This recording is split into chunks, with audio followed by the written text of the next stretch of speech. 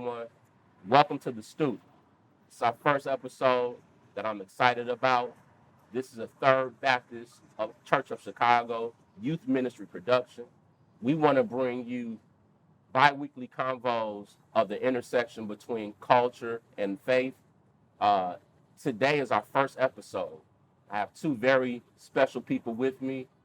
To my left, I have rapper slash entertainer slash father slash activist, Korporate. To my right, I have a rising senior, Leanne, who is at Perspectives Charter School. We just want to wrestle with an issue that I believe that's affected us all personally, and that is gun violence. I know I've lost people close to me due to gun violence, and I know people that live in neighborhoods and communities where they live under the constant boom of gunshots and police sirens and ambulances. But before we dig into that, I want to bring to you a quick story in the Bible. It's a familiar story. It's found in Genesis 4, story of Cain and Abel. You know this story, so I won't go too far in detail, but I believe this story kind of is the trajectory to some of the things that we're dealing with today in terms of violence. The story goes like this. Cain is a shepherd, Abel is a farmer. Cain brings his offering to God. Abel brings his offer to God. One brings the fat portions of the meat to God, fat portions of virgin lamb. The other one brings some scraps of fruit from his farm. And God is not mad at what they give. He's mad at how they give. Um, Cain gives out of his leftovers. Abel gives out of his abundance. And God is pleased with Abel's gift, his offering. And God is not pleased with Cain's offering. And he says, hey, man, you can do better than that. Why bring me your leftovers? Why bring me something that you would not even want yourself? But I'm going to give you another chance. But don't let the sun go down on your anger, because I see you getting angry. And he allows anger to take control. He invites his brother Abel out to the field, and you know how the story goes. He kills Abel right there in the field. He tries to hide, and God says that I can see you. I know why you're angry. I know why you're ashamed. Where is your brother? And Cain asks this rhetorical figure. He asked this rhetorical question, and you probably heard it in New Jack City. Am I my brother's keeper? He's saying that, is it my business to know where my brother is? God says, well, I know you know where he is because you killed him. And in fact, his blood cries from the ground. His blood cries to me from the ground. And Cain tells God that, well, I did it because I was jealous and because I was envious of my brother's gift. And God sends Cain off to a city or a country called Nod. And in that city, Cain builds a city called Enoch. And since then, we've been acting like sons of Cain. We've been acting with revengeful and rebellious and envious spirits, taking what we can from our brothers, killing our sisters and brothers because we're dealing with undealt with anger and jealousy.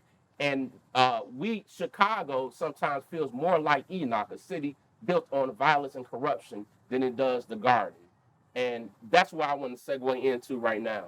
You know, I want to talk about my first experience with dealing with gun violence. But before I even delve into that, I want to hear from my guests on how violence affects their lives or what they think about this current wave of gun violence in Chicago.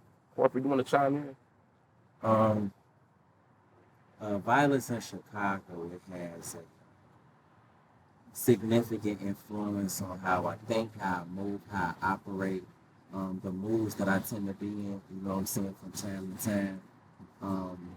One of the things that my content productions do for people is that they, you know what I'm saying, put them in better spirits. And, you know, a lot of times when people meet me, they'll ask, you know what I'm saying, why you so blah or standoffish and, you know what I'm saying, so on and so forth, because they expect to see, you know, the same person that they see in the videos in regard to somebody that just seems like they have a lot of fun. And, you know, I kind of thought about it.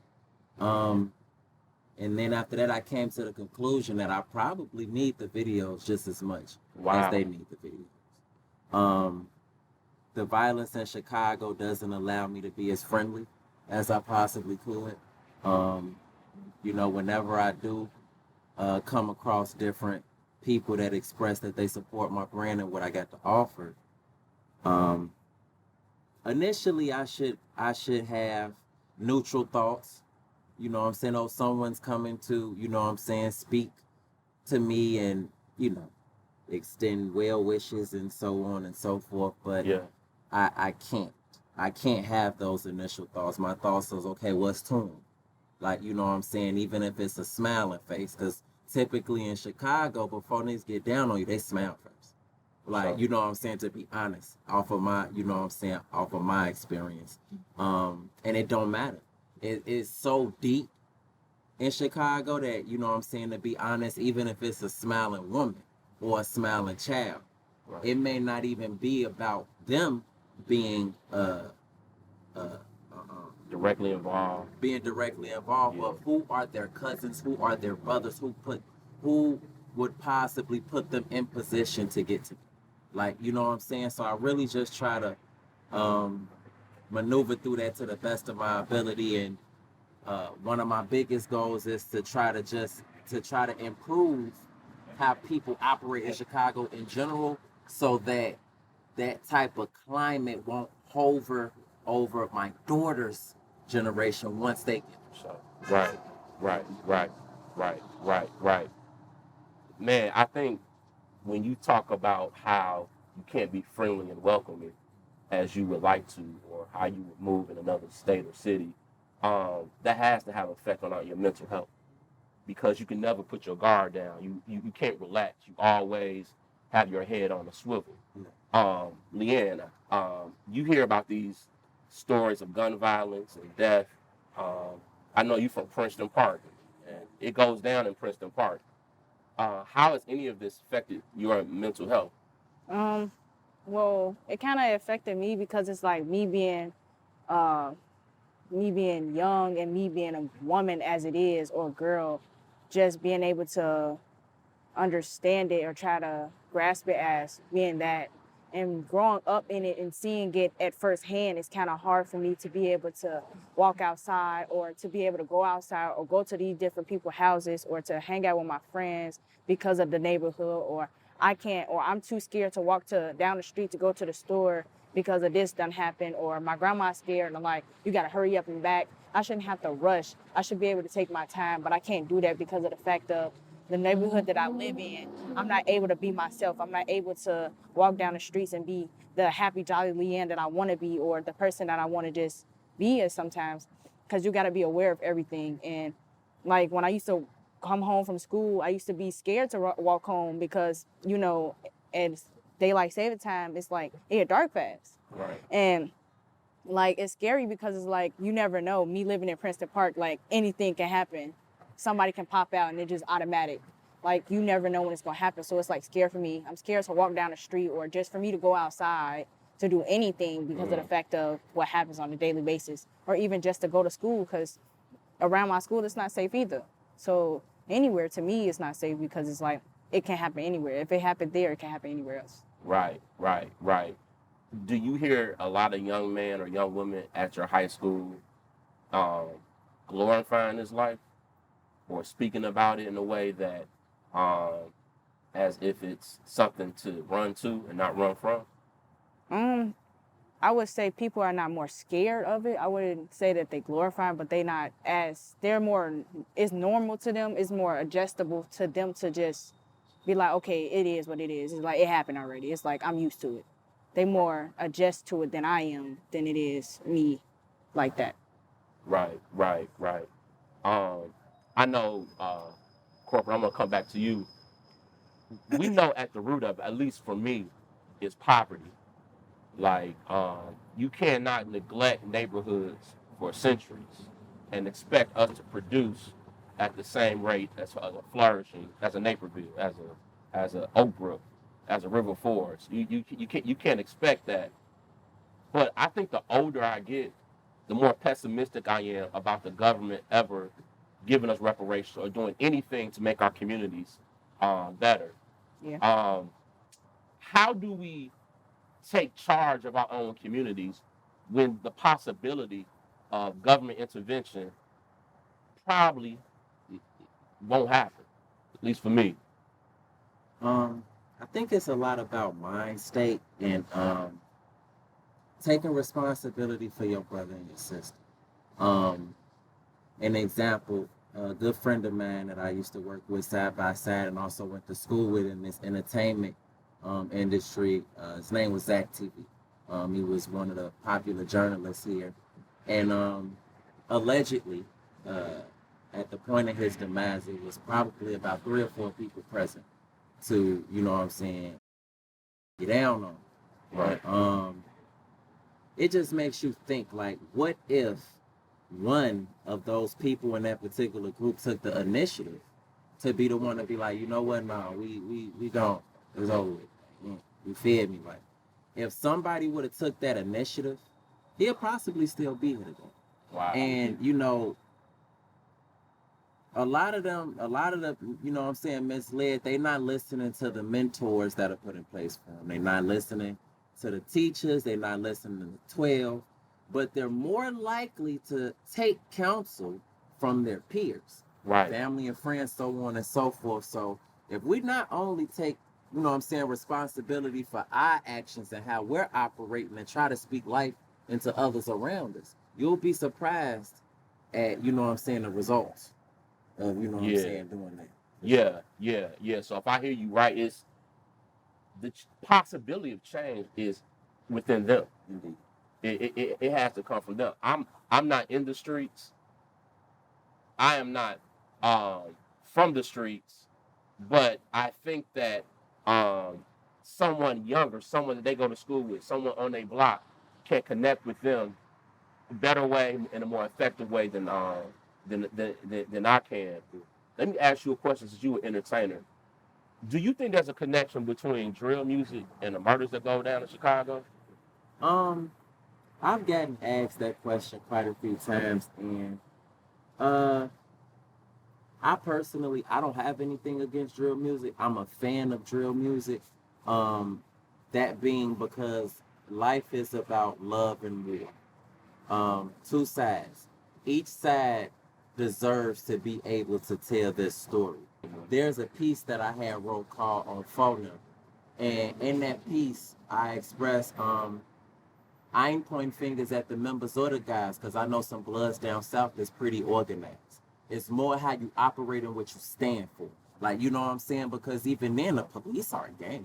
Mm-hmm. Like, you know what I'm saying? It's not impossible for the Moles or the BDs, you know what I'm saying, or the GDs to come together to do something positive. One of the most amazing things that I ever experienced, a good friend of mine introduced me to it, I want to say 4 years ago, was the GD picnic. And it's a picnic that they hold every year. It's a huge picnic. Yeah. And you know what I'm saying, everybody come together. It's barbecues and they're giving away school supplies. Like, there's no violence, there's no nothing. Like, that's an example of, you know what I'm saying, ganger bangers, you know what I'm saying, coming together on a positive note and giving back to the community because of what they stand for. Right. You know what I'm saying? So gangs, drill music, like, true indeed, there are people that allow themselves to be influenced by those things negatively. But generally speaking, I would not blame the violence, deaths, or anything in Chicago solely to gangs or music. It's more so about mind state and how a lot to do with how it was raised, a lot to do with the type of people that people keep around them, and so on and so forth. I feel like in order for us to really get to a better place as a city, it has to start from the inside. For sure. We need and an internal revival before there's external flourishing, if I hear you correctly. Yes, sir. Leanne, have you ever had gun violence like come knocking at your front door? Has it personally ever affected you? I wouldn't say like personally knocking at my front door, but I would say like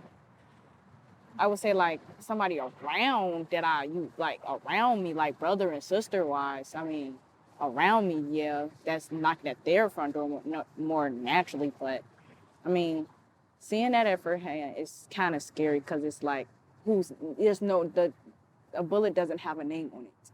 So Okay. so it's like I don't know who's next. I don't know if I'm next. Like tomorrow's not promised for nobody, and so it's like it's scary to even be able to walk around like that and being able to like be like, dang, that bullet can hit me right now. Like it's A lot of not. innocent people Yeah. get hit with that bullet.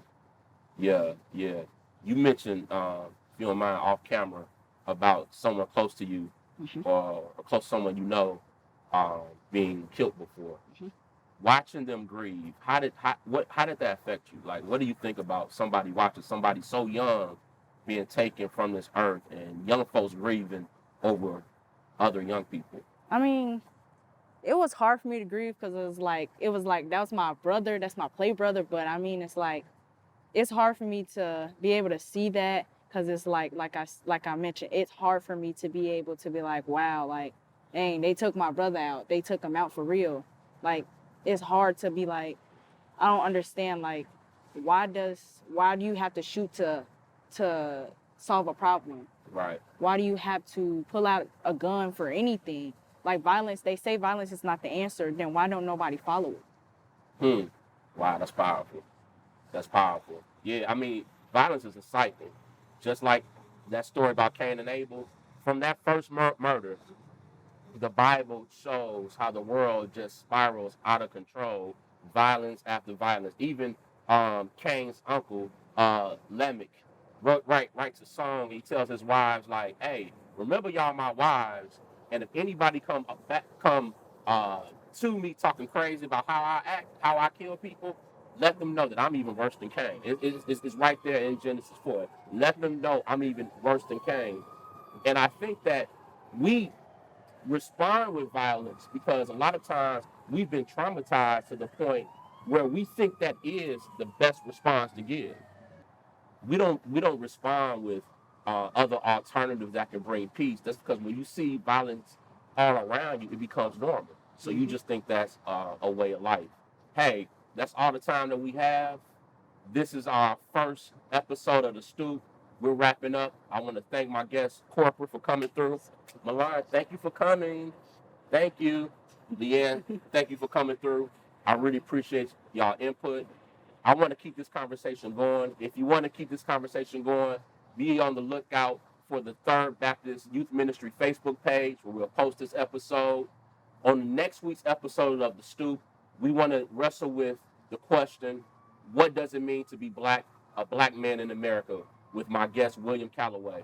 I'll holla. Be sure you like, share this, and I'll see you on the next episode of The Stoop. Peace.